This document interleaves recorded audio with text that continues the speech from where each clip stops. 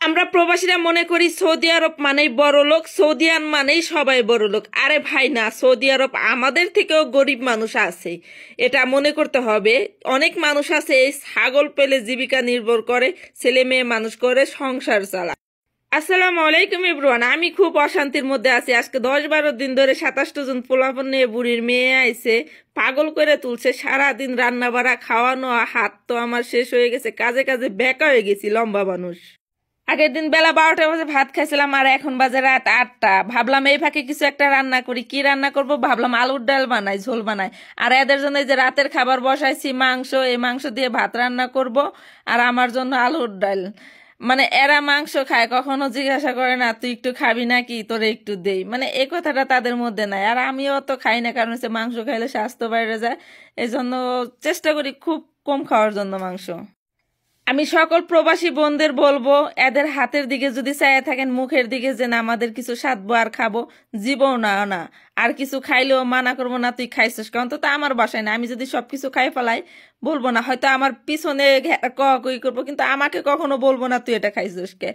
এই যে ডিম দিয়ে আলু বাগার দিলাম, ধনে পাতা দিয়ে দিলাম, আর এই খাবারটা আমার খুবই ভালো লাগে। তরকারিটা ছোটবেলা থেকেই প্রিয়। এই দেখেন কত মেহমান যে না আসছে তার খবর নাই। পরে কি করব ভাবলাম ভাত কয়টা খাই না, এই ফাঁকে ভাত খাইছি, অতটুকু হাড়ির মধ্যে হবে না। পরে হাড়ি চেঞ্জ করে বড় একটা হাড়ির মধ্যে এই যে সৌদিয়ানদের জন্য মাংস আর ভাত বসাই দিছি। এগুলো হবে, খাবে, দেখাই একটু পরে। আসলে এদেরকে খাওয়ার আইটেমটা কি, খাওয়ার মানে যা খাইবো একটা প্লেটে নিব ভাত, ঠিক আছে, কিন্তু আর আশেপাশে যে আইটেমগুলো রাখবো দেখলে হতাশ হয়ে যাবেন। এই যে ভাত বাড়ছে, এক প্লেটে বসে সবাই খাবো এইভাবে। খাওয়া শেষ, এই যে খাইয়ে ফালাইছে, ওই যে ঘাস পাতা খাইছে। দেখেন মানে সালাদ 2-3টে বাটিতে দিলে কিন্তু হয়, কিন্তু না, এখানে মানে সিস্টেমের অভাব নাই। থাল বাসন এর সাথে বেশি মাছছে, আবার এতগুলো জমা হয়েছে। আমার একটা অভ্যাস কি, আমার আশেপাশের সবগুলো জিনিস সবসময় পরিষ্কার থাকতে হবে।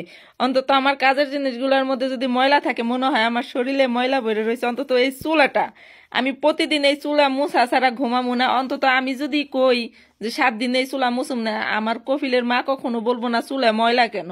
কারণ এই কাজগুলো আমি এবারই যত সব কাজ করি নিজের মতো করে, নিজেরই করে, আমাকে কেউ অর্ডার করে না। হ্যাঁ, অর্ডার করার মধ্যে বলে চা বানা, গাহোয়া বানা, রাতে খাবার বানা, খাবারে কি বানাইতে হবে এই মেনুটা সবাই আমাকে অর্ডার করে।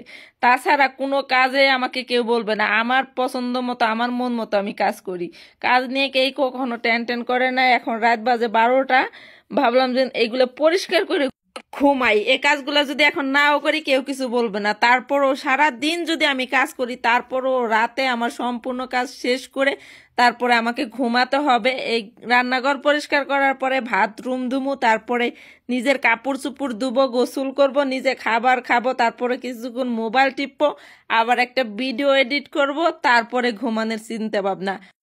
আবার সকাল 6টা বাজে উইটা কপিলের বাবার জন্য রুটি বানাইতে হবে, গাহওয়া বানাইতে হবে, চা নাস্তা বানাইতে হবে। মানে মোটে কালে রাত্রে ঘুমানোর টাইম পাই 3 ঘন্টা। আলহামদুলিল্লাহ, রাত্রে না ঘুমাইতে পারলেও সকালের দিকে 10টায় থেকে বেলা 12টা পর্যন্ত একটু ঘুমানোর সুযোগ পাই। সবাই ভালো থাকবেন।